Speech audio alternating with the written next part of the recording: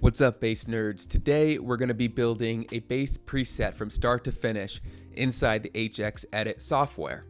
I'm going to walk you through the whole thing. We're going to go through how to get your gain levels and gain structuring right, all the way to the different amps and the cabs, which ones to use, which effects to do, what order to put them in, how to set up your signal flow and your routing.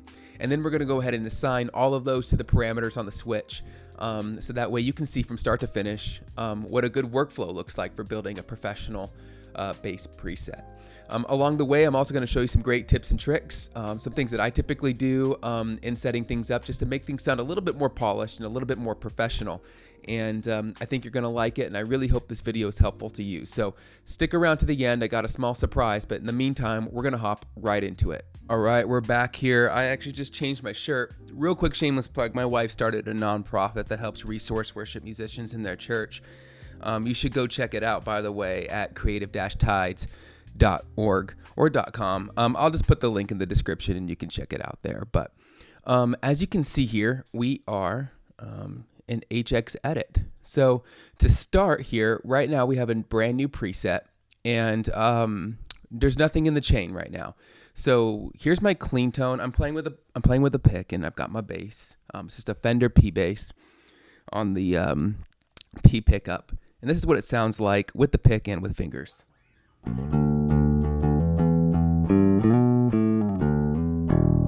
So that's the pick.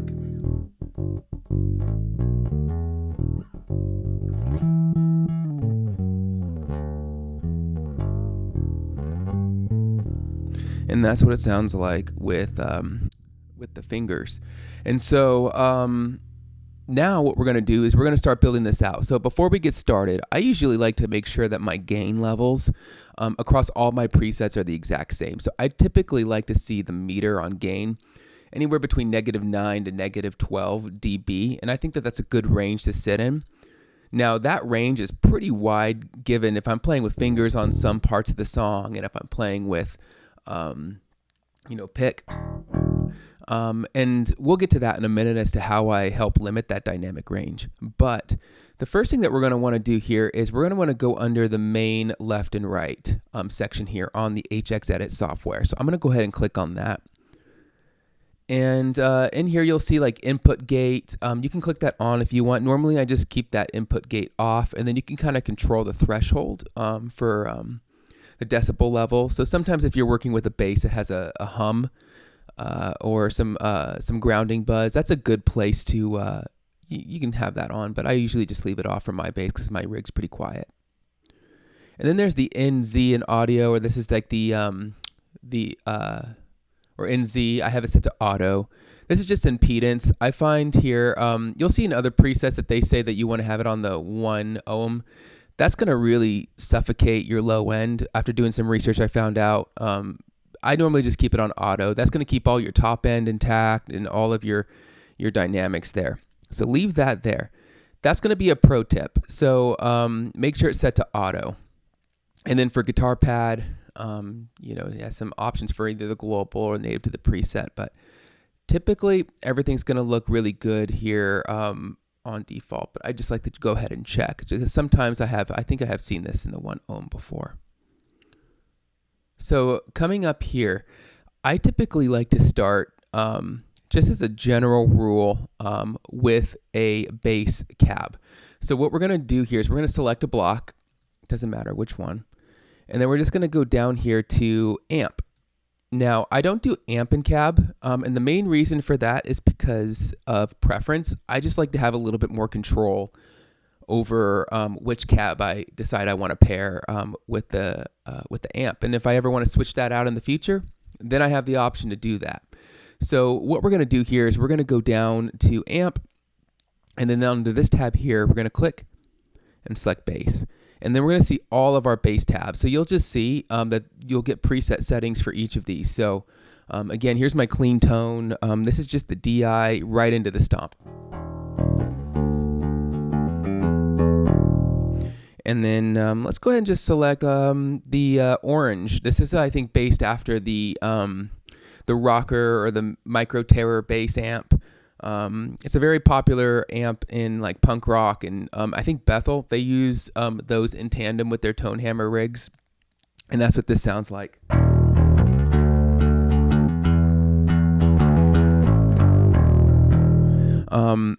It's pretty overdriven, as you can see. And you can go ahead and adjust these parameters as well. I don't think we want to use this amp. You know, Line 6 also, I think they like own or have a deal with Ampeg, and so they're actually able to use and model all the Ampegs using the brand. Let's see, we'll check a B15, maybe that's a good one.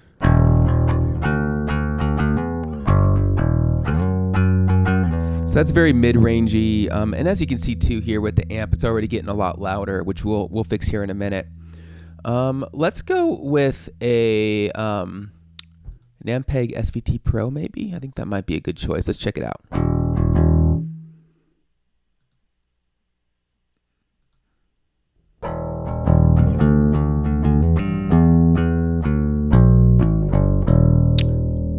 I like that. It's very round, it's got mid-range, it's got low end, and let's kind of just adjust it a little bit. And I'm also just going to make sure here on my other side here that I've got that my levels are good. It's a little high, so what we'll do is actually, this is going to be an interesting thing. We'll go ahead and bring ultra low up, so we'll get more low end.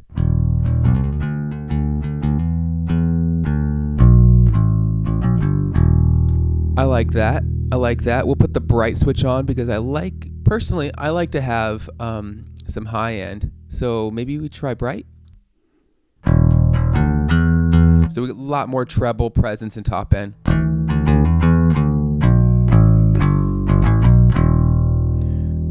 Let's turn that off and try the ultra high. So you're getting a lot of the crackle between the frets. I think we're going to stick with just the normal bright. And let's turn our EQ on. And right now the EQ is flat. Now, this is really important. This is where people start to get out of control and where they start stacking preamps and start running into gain issues. 33 hertz, I'm actually just going to cut just a little bit there.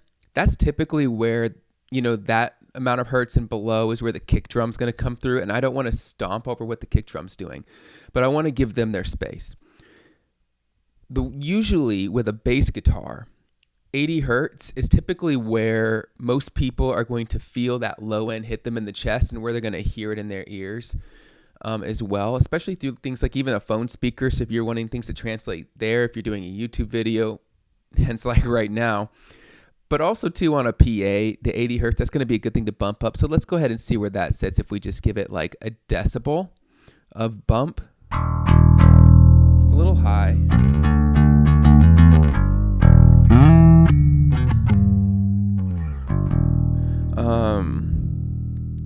This is what we'll do. We'll just come back up here, and then let's bring the drive down a little bit. That'll maybe help some of the gain. It's a little better.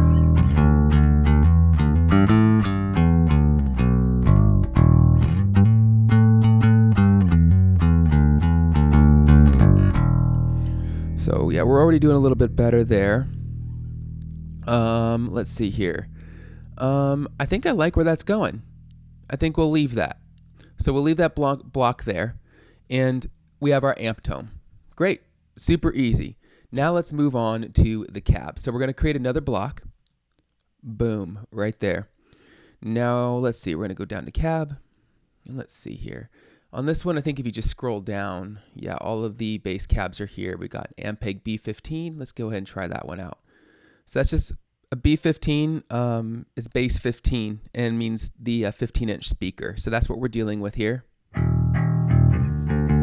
So here it is off. Pretty good. And with it on.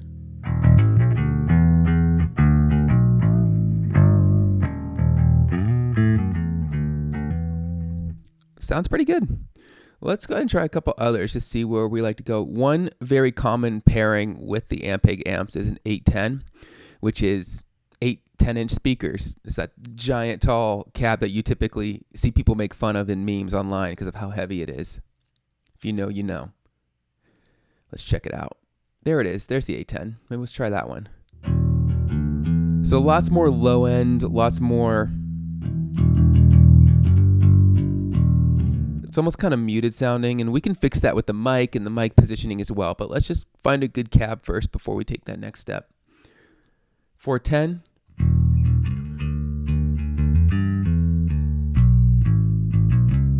I like that. That's good. And then this is where a lot of people will ask me about impulse responses. And kind of an impulse response is basically a capture off of a cab. It's like a small audio file that you can kind of emulate the bass amp. That was the worst description you're probably going to find on YouTube. But a lot of people sell those on their site, and I get asked whether or not I would do impulse responses. And I think with the more recent updates with HX Stomp, given that you can now adjust mic placement against a specific speaker, you can get so surgical with it that you don't even really need impulse responses. Now, that's just my opinion, but you know, I guess those who are selling impulse responses would disagree. Sorry for the salty comment, but let's go ahead and pick a good microphone. Typically, I like the RE20 style, or maybe like a kick drum mic. Sometimes even the dynamic mics really work really well. So let's go ahead and see how this kick drum mic sounds. Woo! All right. Let's go through a couple more of these. See how the SM7B sounds.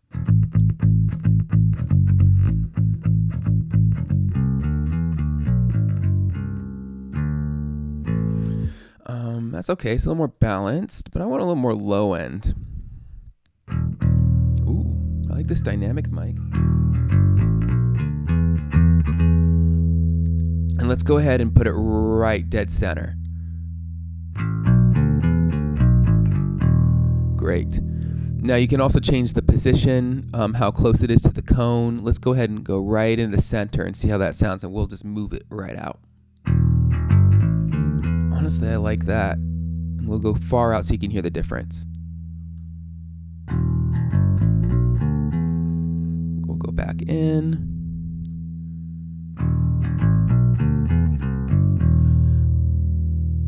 I feel like we landed right in the sweet spot. I don't know. What do you guys think? Well, there's no chat. This isn't live, so.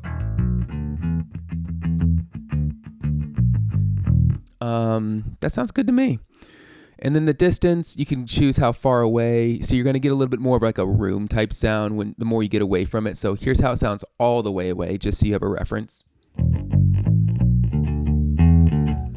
That's my terrible playing. And then we'll just go ahead and go really up close here.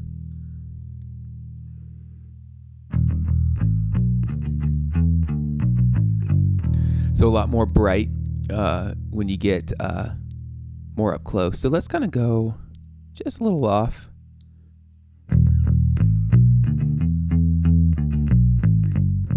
I like that. And great. I'm going to leave the level where it is. I think my levels are good. Yeah. And then high cut.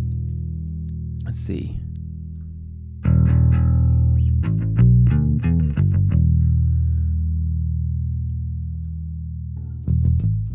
I think we just might turn the high cut off and just kind of leave the high end where it's at. So you get that nice clicky, bright, you know, that stuff cuts through a mix well. Actually, I might pull a little top end off. Remember, when you're dialing in a bass, and many of you guys already know this, but I know I have some people here in the audience who are maybe guitar players, and they typically like to veer onto the bass end of things. You're playing a completely different instrument. So you remember, you got to keep your low end intact, and if you get too much mid-range and too much high end, you're going to start clashing with things like the singers, the cymbals, the other guitar players, the synths, the keys. It's another topic for another video, but you know, it's really knowing your place in a band and in the mix. But right around, I still like to keep some top end though at the same time, just because it helps you kind of cut through.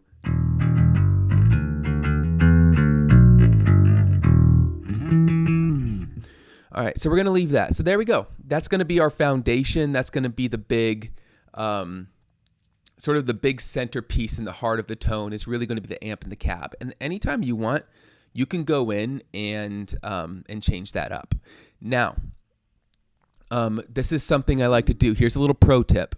It's not a tone pro tip per se, but it kind of is, because if you don't save your preset as you're making progress through it, you're going to lose your tone. So I usually go up here to this little icon and I'll hit save. And you know what? We're just going to call this, let's see, we'll call it basic bass rig. Great. Okay, so now we got our progress saved. We don't have to worry if we go into another preset. It's still going to be there. Okay, cool. Now we can start adding effects. This is where things start getting kind of fun. Now, I think it's good to ask yourself first, like, what do you want to accomplish? It's really going to depend on your genre. I know we have a lot of worship folks in this group. So there's already sort of a standard bass pedal board, but you know, think about what you want to accomplish in a song or in a set. But before we do that, we're going to go ahead and add a compressor. Now, a compressor is very important. So we're going to go down to dynamics here. And then we're going to, let's see. Well, actually, let's go check out the legacy, because I'm a big fan of the tube compressor. No frills, really simple. 2 knobs. You have a level, and then you have your compression or your threshold. And so let's see, without it, oh, that's such a great tone. Okay. And then, we're going to turn it on. All right. So it's getting a lot louder, and that's one, it did actually boost the volume, but typically with compression, you're going to get a more loud effect because it's going to pull all those little nuances up, and it's going to take your peaks and it's going to boop them down. And that's really important, especially on bass. And that's going to make your front of house guy really happy when you have your dynamics tamed, and it's going to make you sound better in a mix. And so it's going to make your tone more even. So what we're going to do is we're going to bring down the threshold just a little bit. We're not going to crush the crap out of it, but then we're also going to bring down the volume just a little bit. Get that volume kind of matched to where it was, so when it's off. You see, I'm still in the same decibel level, but notice how much the perceived loudness got bigger. And of course, the lower parts and the higher parts are going to be more even and put together. So it's going to make your tone just more glued and more consistent. It's going to make the front of house guy happy, and it's going to make you sound better. So that's a great place to put a compressor. Another topic for another day is putting a compressor after the cab. It's sort of a post-production trick that you can do in the HX Stomp, but for now, we'll just leave one here. Now we're getting into the fun stuff. So let's see here. Maybe we can, now that we have our compressor and we have our amp foundation, let's add some effects. Maybe we'll do a modulation. Okay, so we got an Ampeg liquefier. That's a chorus pedal.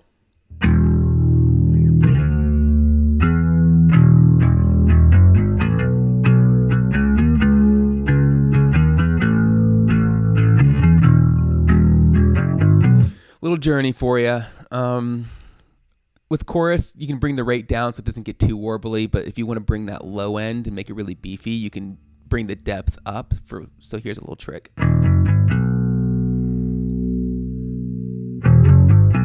See how much the depth knob really helps beef up your low end? That's a big reason why chorus, not just as an effect, but sort of as an EQ tool, almost. Wouldn't call it an EQ tool, but it really helps beef up your low end.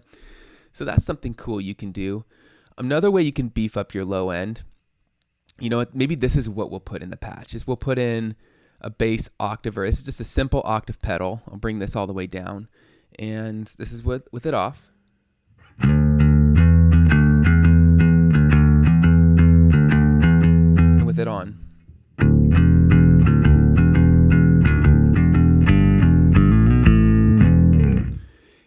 Yeah. That's great. We're just gonna leave that as is because that sounds freaking awesome. I love octave on bass. You just take it low and you make it lower. That's the way to go. All right, so we're just gonna leave that. Another great thing to do, so we have a good mid-range. We have a little bit of breakup in the Ampeg. Whoops. Which is great. Oof. But you know what? We're just going to add a little more grit. Let's, I don't like fuzz. I don't like distortion. Doesn't mean that it's bad on bass, but it's not my favorite. I'm a big fan of overdrive. Overdrive's the way to go. So we're going to go ahead and add some kind of overdrive in here. Just because I think an overdrive is a little more subtle. It kind of kicks you up above the mix a little bit, adds a little bit of mid-range and some fizz.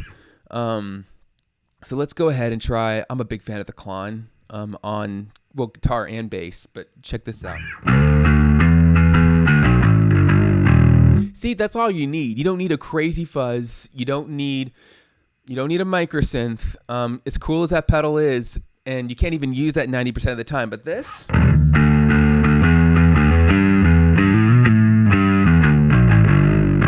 3 hours later.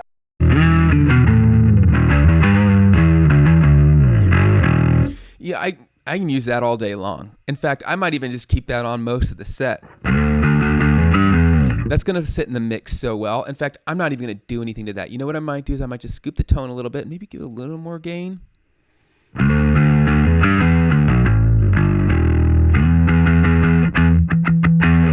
Yeah, that's it. That's the stuff. Oh, you know, here's a really cool trick. Now, I told you there are going to be some tips and tricks. And so the compression, that's one, of course, and then beforehand, making sure that you're on the auto setting for impedance. Now, drop this bad boy down, and now you have two lines, and it sums back to mono. So you have one with the effects and the amp, and then you have one with the DI and the distortion. So it sounds like this. Completely different tone. And so you maintain your low end, but you still keep the overdrive pedal. So you have the sound of the amp, and then you have the sound of the overdrive over a DI. But let's say you want to have just the distortion sound, but you want to run that into the front end of the amp. We'll just bring the signal back in front of the amp, and you'll get this sound. So you notice you get all of that low end still with your overdrive. Check this out. You lose low end. This is how it is. And then you bring this guy down, and you bring this over, so that way it sums back into the front end of the amp.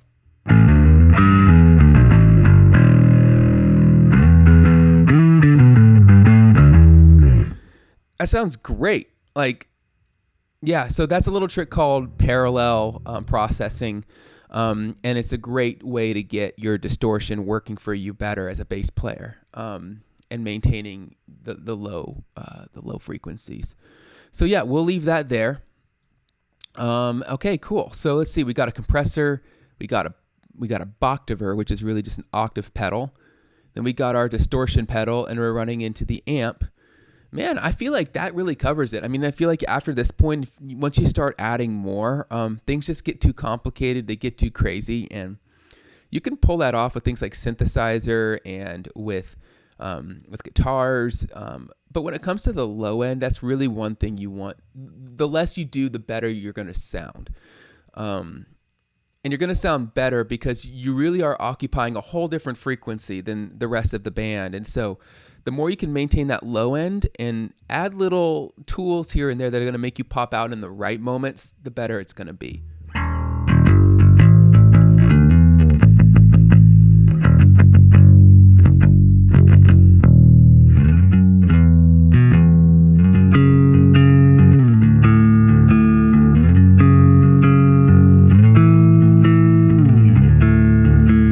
And so just focus on your technique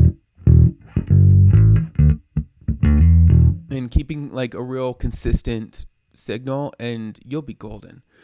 There is one little tip that I saw, or I see some people do, that I think is kind of interesting that you can try. And that is, after the cab and after the amp, you create another block. And you can put in a reverb. Now, I'm not a fan of this personally, but they say that it sort of creates the effect of the amp sounding like it's in an amp room when it's being recorded, for me, like, you know, unless you're that's a sound you're going for on a recording. When you're playing live, which is I think what most of us are doing here, you don't need it, but it's just a really short verb. It's going to add a little bit of that in there. Just kind of makes it feel a little more natural. Actually, I don't even hate that. But that's one thing you can do. Let's see if we can change the... See, that's too much. Yeah, you don't need that much, but I would say 8 milliseconds. That's pretty good. Maybe we'll bring down the mix just a little more.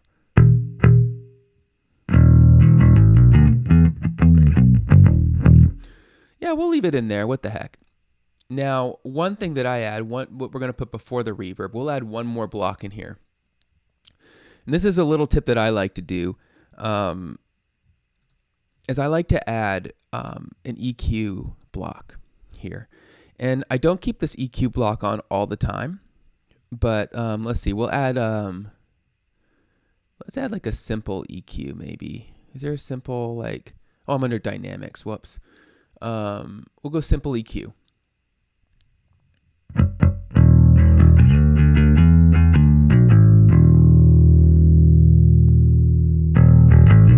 So it's doing just a little bit there, but not much, pretty even.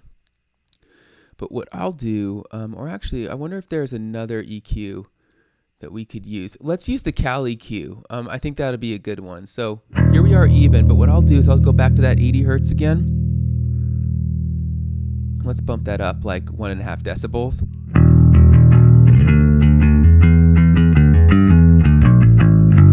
Woo! That's good. That is tasty. Now, I would normally assign that to a switch, and then you're cooking. Like when you want to come out for a big chorus and you want your low end to boom, I'll just kick that bad boy on and you're good to go.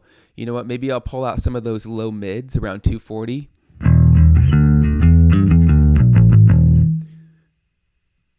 And then we'll, let's boost, no, let's not boost anything. Let's take a little bit more of those low mids out, and let's take this.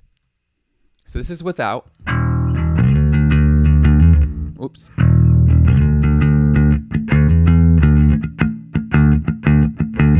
All right, and then we're gonna put it in.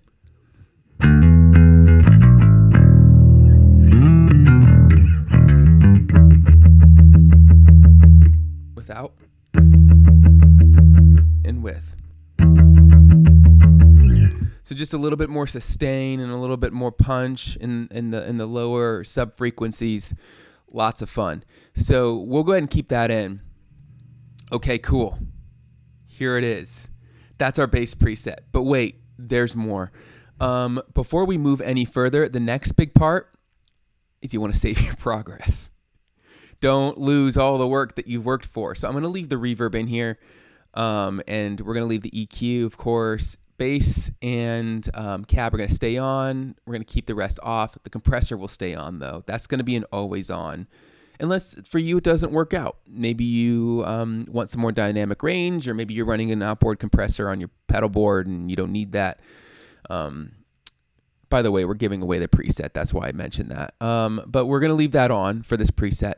But the next part is really just to assign everything. So on the Stomp, we have three foot switches, and that's what we can use. You can use up to 5, I think, on the HX Stomp if you buy like an external MIDI controller, but we're just going to stick with the 3. So what we're going to do is we're going to come over to bypass assign, and that's where we're going to assign everything. So I'm going to turn my bass down so that way we're not clunking around. So the Boctiver, let's put that on the first switch. So a lot of people go in here and then they, choose the foot switch. So you go to the bypass, none, foot switch 1. And then you could just I normally just go ahead and put octave. And then I usually change the color as well to to a different color. So that's there. Now that's on foot switch 1. Another thing you can do, so let's do the overdrive. I just left click or right click on it.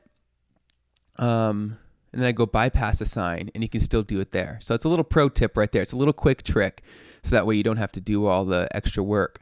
But then I'll just go in here and I'll name that. We'll call it drive. And then we'll assign a color. We'll make it white. just because I like the aesthetic against the black on the stomp. Yeah, cool. Looking fresh. And then we'll add the EQ, and we'll assign that to foot switch 3. And then we'll call this the we'll call it bass boost, because I feel like that's kind of fun. We'll change the color to white as well. Great. And there you have it. We're going to go back up to here again. And what I like to do as well, this is a very small thing. You can hit amp, go to edit, and this is the interface for the amp. And then we're going to save our progress. So that way, whenever you open up the preset again, it just opens right back up on the amp settings. And I find if you're going to make any tweaks to your tone, that's where you start. Generally speaking, you're going to start on your amp, and that's where you adjust. That's the heart of your tone. So why not get things good as much to the source as possible? And then from there, regarding tone, then I start backing out, and then I'll adjust the drive and compression and EQ and all those things. But when I pull the preset up on the stomp or on the HX edit, I just like to have the bass be, or excuse me, the amp be the first thing that I see. So yeah, there it is. That is going to be that's going to be it. Really appreciate you guys chiming in and hanging out with me. We're going to go ahead and put this preset on my website, adamtruitt.com, for free. No strings attached. You can go and download it right now and start plugging and playing and using this today. Really, at Astra Audio, which is the name of my company, we just exist to help resource you guys. And of course, if you don't mind as well, it really does help. Pick up a hat, pick up a mug. If you don't have the worship bass preset, that's sort of our flagship thing. So go buy the worship bass preset too if you want. No worries if you don't want to and you just want this preset. No pressure. But really, we just want to help give you tools that are going to, help you out and so that you can have fun playing out there. If you don't mind as well, please hit subscribe or the bell notification whenever we're uploading new videos. It just really helps the channel out and just helps get in front of more bass players who also want to play. And we really want to build a community around this. And so be sure to hit that down there. And if you have any pro tips of your own or any tricks that for when it comes to building presets, go ahead and comment down below and let the community know, like, hey, here's what I'm doing in HX Edit, or here's a trick that I do. Because obviously this is a longer video and I don't have enough time to cover everything, and I don't even know everything. And so if you have a trick or a tip of your own for building presets, go ahead and comment that down below. And yeah, thank you for checking out the channel. And I hope this preset is a blessing to you and that you enjoy it. And that, yeah, get in that HX edit and start tweaking things for yourself. And really, this is all about having fun. So, yeah, hope you guys have a great day, and we'll see you on the next one, bass nerds.